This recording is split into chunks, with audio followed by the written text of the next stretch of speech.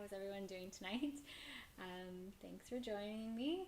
It's been a couple of weeks since we've done this. I took last week off, so I hope everyone's doing well. Let me know in the chat how things are going, how everyone's doing. I hope you had a happy Halloween, and hopefully you had some fun or were able to either have a Halloween party or go do some trick-or-treating if you have any young ones. Let me know in the chat, did you do anything for Halloween and did you dress up? And if you did, let me know what you dressed up as.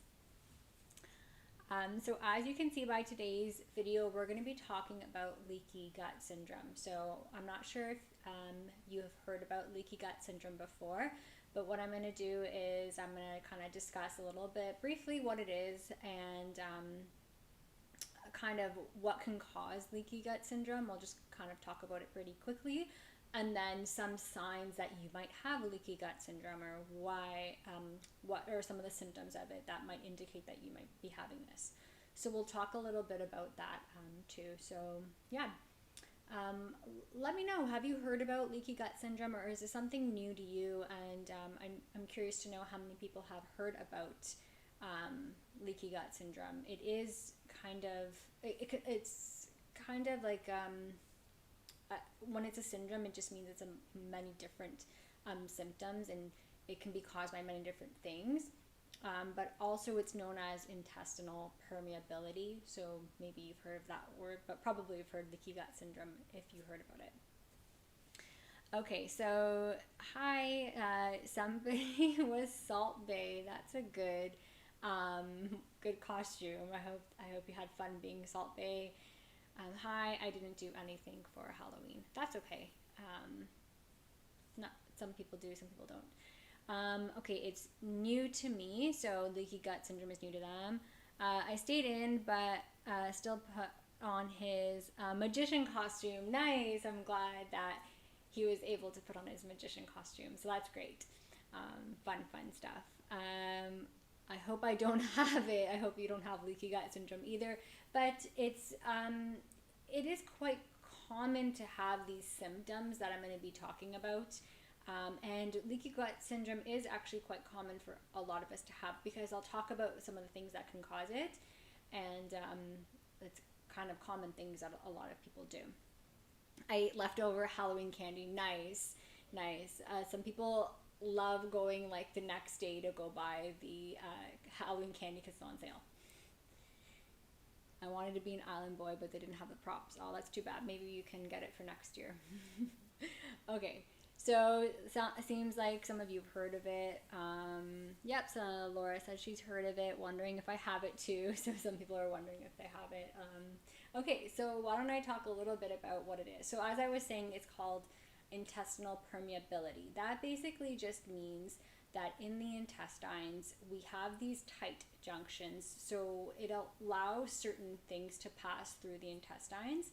When we have something called like leaky gut syndrome, that means our tight junctions, so our intestines, the cells in our intestines, aren't as tightly closed, and they're allowing excess things to pass through that shouldn't be passing through into the bloodstream. So things like toxins or larger food particles are going into the bloodstream, and then it's causing inflammation in the body, because basically it's signaling our immune cells to go towards these things because they shouldn't be there. They're thinking that it's foreign, and then it's just causing a cascade of an inflammatory response. So that's just kind of what leaky gut syndrome is. I'm not going to go into much more detail other than that. Basically, it's the gut is not as strong. You can think of it as it should be, and then we're getting an inflammatory response in the body. So what can cause leaky gut syndrome? So there's many different things that can cause it. Some of the big things are excess NSAID use. So NSAIDs are those non-steroidal anti-inflammatory drugs. So things like ibuprofen and naproxen, those kind of things can, if you take too many of those, too much of those can then cause damage to the gut lining. So then that can cause leaky gut syndrome. So that would be one cause. Another cause could be stress, and it can be a combination of things too. It might not just be, if you're somebody that takes a lot of NSAIDs, you might not have it, but maybe if you take a lot of them, if you're very stressed out, if your gut microbiome isn't that great, then many different things can contribute to it. So next one would be stress. So a lot of stress in the body, if you're constantly stressed out, that in addition to some other things can play a role. Another thing would be too much alcohol consumption. So similar to the NSAIDs, this damages the gut lining and it can impact the way our microbiome is. So our microbiome is our good gut bacteria, or the balance of the bacteria in our gut, because we always have good gut bacteria and then the ones we can call bad gut bacteria, but it's basically an overall balance of those. So having an imbalance can cause leaky gut syndrome. So if we have too many pathogens, if we have an overgrowth of yeast, if we have an overgrowth of bacteria, then that can cause leaky gut syndrome. And then there is some studies that show maybe too many refined carbohydrates. So that's things like a lot of bread, white bread, things that aren't, the complex carbohydrates. So refined carbohydrates are those things that can potentially be causing leaky gut syndrome as well. So those are some few things that can play a role into it. Let's dive into a little bit about what are some of the signs of it. So let me just see if there's any other questions. So yes, the kind you foodie cause it too many hamburgers? Yeah, so as I was saying, so if you're having not enough diversity in your diet, too much of one thing, then you're not going to have a diverse microbiome, and then that can then turn into not enough of your good bacteria and maybe an overgrowth of bad bacteria. So yes, so not enough diversity in your diet, too much refined carbohydrates, too much sugar could be another cause of it. So definitely diet does play a role in it too. Yeah. So any questions you have, just leave them in the chat and then I'll come back and forth and answer them too.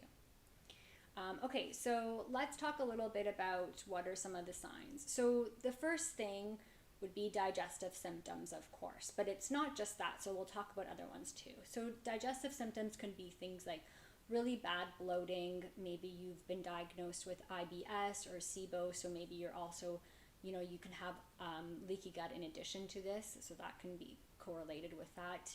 If you have a lot of constipation, if you have a lot of diarrhea, or if you have a combination of both, these kind of things will definitely show up. You will probably have some sort of digestive symptoms if you have leaky gut syndrome, and that's because everything is happening in the gut. But not just that, there's other things as well. So some other ways that it can impact our body is it can impact our cognition, so our brain and our cognitive functioning. So it might cause things like brain fog, it might cause things like headaches. And that's because of what I was talking about before, how these toxins and stuff, they go into the bloodstream, and then they also then will go into through our blood-brain barrier if they are able to pass through. So our blood-brain barrier is basically just a way of preventing things from passing into the brain. It's like a strong, I guess you can think of like a pathway that prevents things from going to our brain. But if there is an overload of toxins, if there are inflammation in the body, then potentially things can pass into the brain. So this is another symptom, would be things like brain fog, migraines, difficulty concentrating. So that's another one. Let me see. Somebody mentioned in the chat to smash the like button. Yes, so give this video a thumbs up if you like videos like this where we talk about different health topics and different ways of understanding and learning more about health. So yes, thank you for mentioning that. Okay. So first, when I talked about digestive symptoms, we talked about cognition, so brain fog, fatigue, that mental fatigue, headaches and stuff. Then we'll go into number 3 would be like overall body fatigue, so your body feeling weak. So why would this be a symptom? Well, because if you're having this inflammation going on in the gut, if you're having these toxins and things leak through into the bloodstream, your body needs to put a lot of resources towards that. So your immune system and your immune fighting cells are going to go towards that location. So it's going to be expending a lot of energy, and then you're going to start feeling tired. And also if there's just overall inflammation going on, your body's just not going to feel its greatest too. So that can be a big symptom of this, can be fatigue. Sometimes like chronic fatigue syndrome or fibromyalgia might also, you might want to look at the gut if you have those types of conditions, because a lot of times working on the gut can help heal it as well. So that would be another symptom. Okay, then the next one, it's kind of a combination of things, but this would be things like nutritional deficiencies or a lot of food intolerances or food sensitivities. So if you notice that everything that you eat kind of irritates you and you're not like really sure to how to pinpoint what is bothering you, if you get really, really bloated after every meal, if you're, the foods that you eat are just not sitting well, maybe you're having irregular bowel movements, then this can be also a symptom of leaky gut syndrome, because you're not able to fully digest your food properly, and then you're getting these types of symptoms. Another thing could be nutritional deficiencies. So that might look like things like you might notice issues with your nails or your hair. So brittle hair, brittle nails. So the way our gut works is it breaks down all the food into smaller particles. So like it breaks it down into amino acids, fatty acids and stuff, and then our body absorbs those, and then we use that to, our building blocks for our muscles or our hair or skin. So if you're not properly digesting your food, then you can be left with nutritional deficiencies and then having things like brittle hair and nails and stuff like that too. So that might be a something to think about if that's something that you notice you have, either nutritional deficiencies or if you have a lot of food intolerances. Okay, the next one, which I kind of talked about, I talked a little bit about the immune system. So again, we actually have immune system within our gut too. But if you notice that you have poor immunity, if you notice that your immune system isn't that great, then you might have leaky gut syndrome, or it might be something that you have in addition to other things as well, right? So this is because, like I was talking about, when we have this inflammation and stuff going on in our gut, our immune system needs to put its resources to working on this, to fixing this. And if your body is constantly inflamed and every time you eat, there's like toxins and stuff leaking out from the food through the gut into the bloodstream, then your body's not going to be able to have as much resources to fight off a pathogen if you were to get sick, or to work on boosting your immune system, because it's busy and putting its resources towards working on the gut inflammation and the gut issues. So I'm not sure if that makes sense to you, but the way it kind of works is, what I'm trying to say is basically your body's working towards working on the inflammation going on in the gut, and then you're not really left with as much resources to work on fighting off a pathogen, or fighting off a cold or a flu or something like that. So you might notice that you have poor immune system. This could be a reason why. So this is another sign. Okay, what else did I want to talk about? So we talked about digestive symptoms would be one, talking about your brain fog and headaches, fatigue, and was number 3. We talked about nutritional deficiencies and allergies. 5 is the poor immune system. And then next one, number 6, is skin rashes. So if you notice that maybe you get a lot of eczema, so that's like that red, cracked, itchy skin. If you get a lot of acne, or if you also get rosacea, this can be a reason why, and this could be a sign of leaky gut syndrome. And that is because our skin is one of our biggest ways of detoxifying, eliminating waste through our body. So we have our kidneys that filter waste, we have our liver, we have our lungs, and we also have our skin. So our skin is very important. So if there's something going on in the gut, if you have inflammation going on in the gut, if you have these toxins that are leaking out, your skin has to help detoxify and get rid of things, and then you can start seeing things manifest in the skin. So like I was saying, acne and eczema and rosacea. So that's another symptom. And the last one, number 7, is having muscle aches and joint pain. Actually, having a lot of joint pain can be a symptom of this. joints, that we always have wear and tear on our joints throughout the day. We're always doing things, putting, force on them when we're walking, whatever we're doing. And our joints should be able to kind of repair themselves and be able to heal throughout the day and overnight. But if we chronically have inflammation going on, then it can impair our body from being able to repair itself, which can show up in things like having joint pain or muscle aches too. So basically, overall, you can see that the root of this, like the main thing that's happening, is this inflammation going on due to this immune response that's happening due to the toxins that are leaking out that they shouldn't be. So that's kind of where it all comes from, and it can show up in some of these symptoms that I was mentioning. And there's other symptoms as well. I just picked the top 7 ones. You might have a few of these symptoms, you might have none of them, then you wouldn't be considering having leaky gut syndrome. You don't need to have all of them, but just if you're noticing that you're experiencing some of these symptoms and you've gone and ruled out other condition as well, right? So this is kind of something where you want to make sure you're excluding other things. You don't want to just jump to the assumption that you have leaky gut syndrome when maybe you have something that's more serious, right? So always making sure you're looking into with your doctor or your practitioner to make sure there's nothing else going on, and then you might have something like this if everything else is ruled out, kind of thing. All right.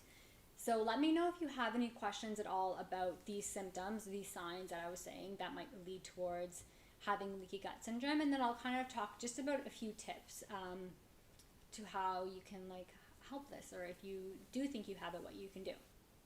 So I'll give you some time to just ask me any questions about what I just talked about, because it was quite a bit. If you want me to repeat anything, let me know.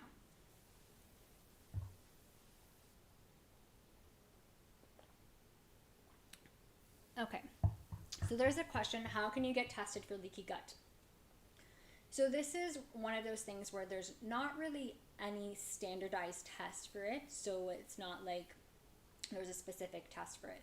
There is one thing that can be tested in the stool.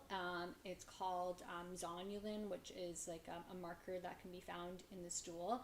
And if this is high, it can be potentially correlated with saying you have leaky gut syndrome. This is what would be show when you have a lot of that intestinal permeability that I was talking about. So if there's like a lot of that, the tight junctions aren't as nice in the gut, this then would be high. It can get high due to the damage in the gut. So that is something, but again, there's nothing really diagnostic for this. It's more so going based on symptoms and going based on exclusion of other things. So making sure, there's nothing else going on. And you could have a condition like, for example, you could have IBS or you could have IBD and still have leaky gut with it as well. If that, makes sense. Let me know if there's any other questions about it.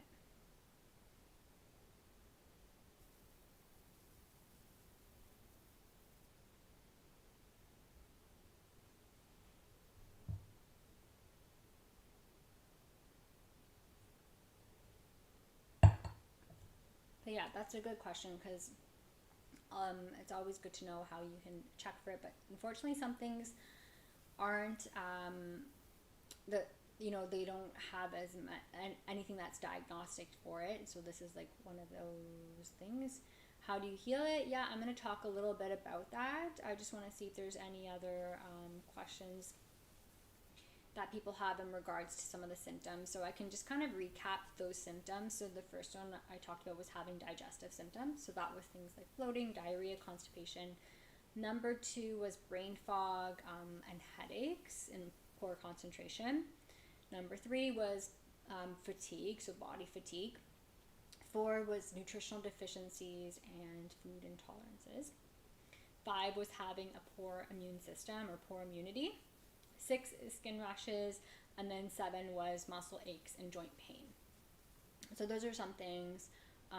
Another thing might be like having a lot of cravings. If we have like an imbalanced gut bacteria, that can play a role in that. What about acid reflux? Yeah, so if like that can fall under the digestive symptoms categories, but again, it would be acid reflux plus some of the other symptoms too. It's usually not just like once if you just had acid reflux and nothing else, then it's probably you just probably have acid reflux isolated. But if you had acid reflux and like a lot of joint pain and some skin rashes and really bad cravings and feeling sick, then probably.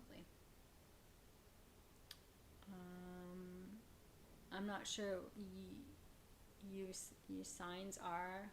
I'm not sure what you want to just repeat the question. I'm not sure what the question is. Yeah.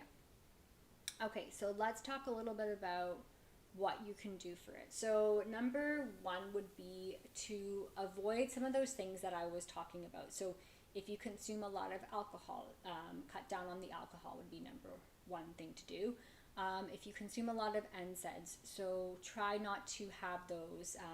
Avoid having those things because they can impact the gut. So I think I've talked about ginger before, but ginger is a good one that works similar to NSAIDs. It's been studied with that for things like migraines, for things like muscle pain, and then also period cramps. So that's a good substitute. But other than that, like, staying hydrated is another way that you can use as a substitute for any of those pain medications. And looking further, like, why do you need to rely on those medications? So if you're using those frequently, then that's one that you want to stop using, and looking into other alternatives or figuring out what is going on. Why are you getting aches and pains that you need to be taking the Advil? So that's something like that would be helpful to look into. So that's kind of two things to do. So one would be eliminating alcohol. Two would be eliminating any NSAIDs that you use. Number three could be looking at the gut and looking at your diet. So what do you consume on a regular basis? Are you consuming a lot of the same things? Are you consuming a lot of refined carbohydrates? So that's things like white bread or white rice, white pasta, a lot of baked goods and things like that. Do you consume a lot of those? Are you consuming a lot of sugar, a lot of like candy and chocolate and those kind of things? So those can cause damage to the gut, so avoiding having too much of that. And then seeing, are you having a good diversity of things? So we've always talked about on this channel like how a variety in the diet is very important for helping your microbiome. So that would be something to look into, looking into having a variety of different foods. So adding more fruits and vegetables into your diet. So trying to get a serving in at every meal if you can. So fruit, if you want to have fruit with your breakfast, and then a serving of vegetables with your lunch and your dinner. That can help your microbiome, which is key for regulating the whole way that your gut works. And if you have good bacteria, if they thrive off eating a variety of foods, and that's something you want to do. Instead of having the simple carbohydrates, have complex carbohydrates. So this is things like sweet potatoes, things like a brown rice is a better option instead of a white rice. Having a variety of green leafy vegetables, those are also good complex carbohydrates. Quinoa is a good option. Having these things that take time, and it's easier, take time for your body to digest them. They're slow released. They're better in the sense that they won't like spike your blood sugar, which won't then lead to some inflammation. So that's another way of helping your gut and helping leaky gut. Another thing would be working on stress management. So this is a big one because stress does have a big impact on our overall gut and overall health too. So working on whatever works for you. If you like, like going for walks, if you like reading, if you like listening to music, if you like stretching, if you like meditation, whatever works for you, try to incorporate that every day. Do something every day that is good to help reduce stress in your body. That can very greatly impact it.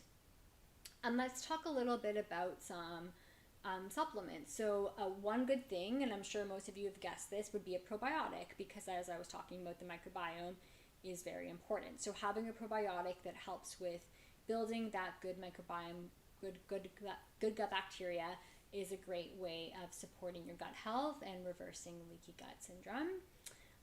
Another thing would be looking into a supplement or something to help soothe and soothe any inflammation. So in terms of herbs, this would be things like marshmallow root, like aloe, licorice root. Those ones are very soothing. Other things like another supplement would be L-glutamine or zinc carnosine. Those are very helpful for healing any ulceration, helping with building the gut lining. So those could be some good supplements to have. Another thing would be looking into what are, food triggers for you and avoiding those. If you notice that there's certain things that irritate you, those are going to constantly put work and wreak havoc on your gut. If your gut doesn't sit well with this, if you notice that you're lactose intolerant, then you shouldn't have that. If you notice that you're gluten sensitive, then you shouldn't have it. So those kind of things too. That would be kind of, I would say, would be a good starting point and some good things to do. So number one would be take out anything that's bad for the gut, like too much alcohol, like I was saying, too much sugar, too much too many NSAIDs. So that would be one thing to do. Then work on getting a variety of foods into the diet. Then look at some supplements, like I was talking about the L-glutamine or some marshmallow or aloe, and then a probiotic, and then avoiding anything that is a personal trigger for you. So those are, I would say, a good way to start. You don't have to do everything at once. It's always good to kind of take slow steps when doing anything. I would say always start with diet and eliminating things and adding good things, and then you can work on adding in some supplements too. Because you have to realize if your body's really, really inflamed, then you might not be responding as well to like the probiotics or the supplements. So always eliminate the things that are the big inflammers in the gut. Yeah. Okay. Let's see what the questions are. You said irregular digestion is symptom. What is normal? Oh, okay. So in terms of bowel movements, you should be going daily. So that is considered a normal bowel movement, would be having a bowel movement a day. If you're going less than that, so then that is considered not as good as digesting. You'll look online, they might say, you should have 3 to 4 a week, but really you should be going once a day. That's a good way of eliminating waste, eliminating toxins, okay? If you're going like 6+ times a day, then that's going to be too much. You shouldn't be going that often. Bowel movements should be formed. They could be a little bit on the softer side, but they shouldn't be mushy. And they shouldn't be really, really hard either, and they shouldn't be hard to get out. So that would be signs of normal digestion. And then noticing if you have symptoms like acid reflux, like we were talking about, or if you have indigestion, if you have a lot of bloating, then those would be signs of irregular digestion. So you really shouldn't have those. Like, it can happen here and there, but if you have that every day, then that would be irregular. Of course, if you ate something that upset your stomach, maybe you're going to have looser stools, or maybe you might have some acid reflux if you had too much coffee or something like that. But let me know if that helped to clarify. Basically, one bowel movement a day. It should be formed. It should be soft. It shouldn't be hard to push out. You shouldn't have excess bloating or acid reflux or a lot of gas. There shouldn't be any blood in your stool. There shouldn't be any mucus, or there shouldn't be a lot of pieces of food, anything like that. So always checking your stool is a good way of knowing. Yeah. Zinc what? So zinc carnosine. I can write it out for you. Zinc carnosine. L-glutamine. And then probiotics. Those are some good supplements for the gut. Before you take any supplement, you always just want to make sure there's no interactions with if you're taking a medication, or even if you're taking other supplements. Some supplements can actually impact the absorption of other ones. So it's always something you want to make sure you can talk with your medical doctor to make sure there's no interactions. So yeah. Okay. Let me know if you have any other questions about leaky gut, if you have any other questions about any other gut things, and I'd be happy to answer them. Just to make sure I answered everything. I think so. Yeah.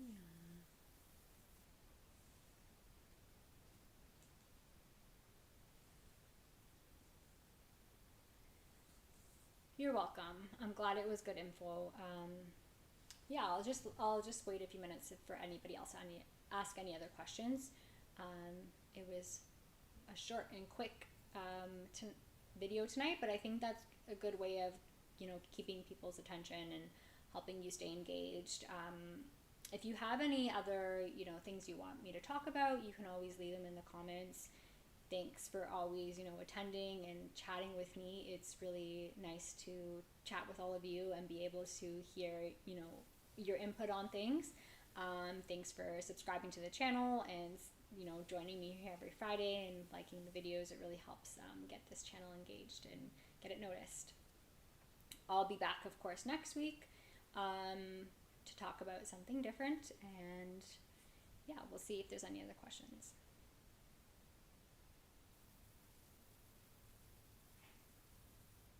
But yeah, I'd say that if you feel like you have some of these symptoms and you're noticing that you're just not feeling the greatest and things are aching or your digestion isn't the greatest, then you really want to look at working on the gut. And I can kind of talk a little bit more about the steps to healing your gut in future videos, but kind of what I've talked about today, just avoiding those things that can really irritate the gut, adding in some good foods, and seeing if there's any supplements or herbs or anything.